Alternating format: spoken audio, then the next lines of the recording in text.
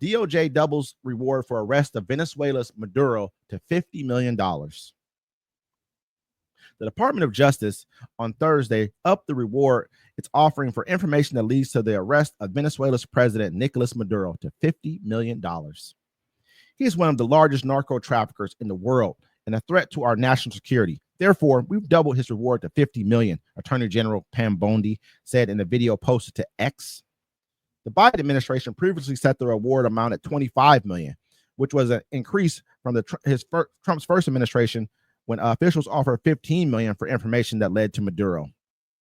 Maduro was indicted in 2020 on U.S. charges of narco terrorism for allegedly attempting to weaponize cocaine by flooding U.S. communities with the drug.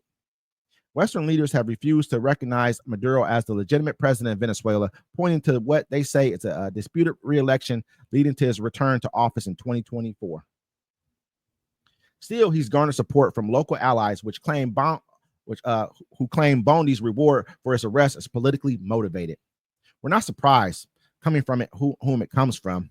The same one who promised a non-existent secret list of Epstein, who wallows in scandals for political favors, Venezuela's foreign minister Von Gil said in a statement, reference to her failure to produce a client list for convicted sex offender Jeffrey Epstein, according to Associated Press.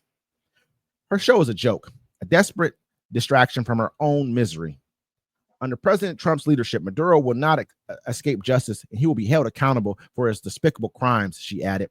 Officials said they've already seized over $700 million worth of assets linked to Maduro, to include 2 private jets and 9 vehicles.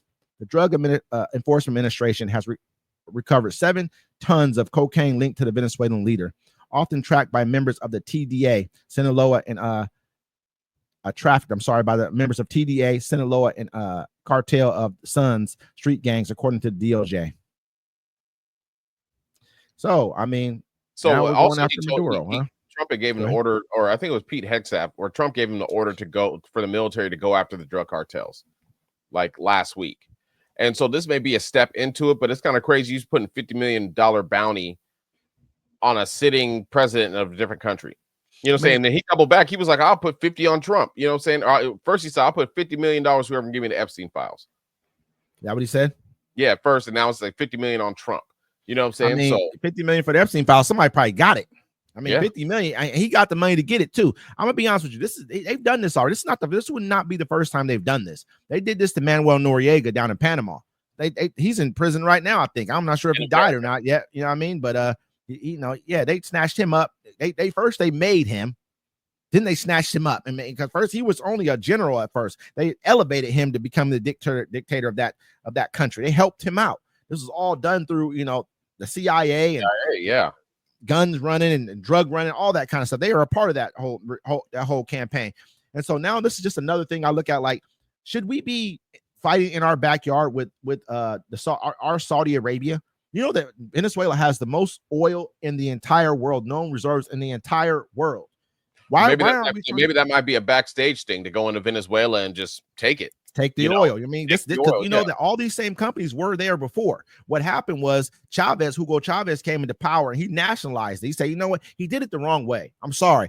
I'm not against Maduro. I'm not against Chavez. I do understand that they have a reason to fight the war the way they're fighting. Now, I believe that some countries, when you first start out as a nation, and you're trying to make changes, especially drastic changes like they did towards more socialist programs to help their people with their oil money, the same way Saudi Arabia is doing. They should have did it the way they did it. They shouldn't have moved so quickly because they know the West was going to come after them. They should have known that. You know what I mean? But when you nationalize it, you basically took all those companies say, I'm taking all your infrastructure, everything, and I ain't giving you a dime. They went directly after them, sanctioned them, and that country's been down in the dumps ever since. And that's not me being against them. I wish I could go to that country and actually speak to people and learn more about what's going on so that we can understand what's going on, because there's no way that we have a treasure trove of oil in our backyard, a country that has it. Why are we paying so much for fuel? Why haven't we teamed up with this nation and made deals with them to help them? If they want to be socialists, let them be socialists. Are we afraid to see countries become socialist nations and they thrive in our backyard because people might want to? Look at, we're not mad at Saudi Arabia, and they're pretty much a socialist nation over there. They have a lot of social programs that they do over there as well. We're not mad at El Salvador. He wants to become a dictator. We're allowing that to happen. There's something going on that we don't know. I think that even from my perspective, I may have not known as much about as I should have, so I shouldn't have spoke as quickly as I did before. But there's something going on over there that we need to figure out.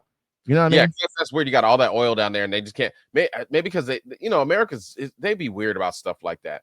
They be, and especially with Donald Trump, he probably just wants to take it. Think about it. He's supposed to take Greenland. I don't know what happened with that. What did he tell his oil execs? Give me $1 billion, man, and the world is yours pretty much. I'm gonna get rid of everything for you. Give me $1 billion for my campaign. I got you. Don't worry about nothing. You know, they got him on tape saying this, man. So what do you think? They have the largest oil reserve in the entire world in Venezuela. What do you think they're gonna do? How much money do you think he's gonna get? You know what I mean? Like, we got to be honest with ourselves. Just like just a GIF for them to be like, okay, $50 million.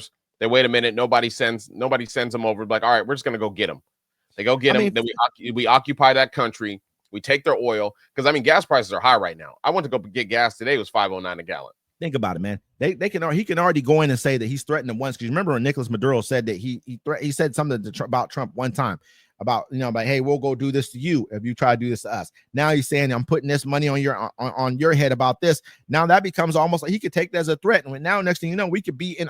I'm not saying he's going to do it, but for the money that's down there, they have over 300 billion barrels of known oil. That's more than anyone else got by far. You know what I mean? They got more than Saudi Arabia, man, down there right now.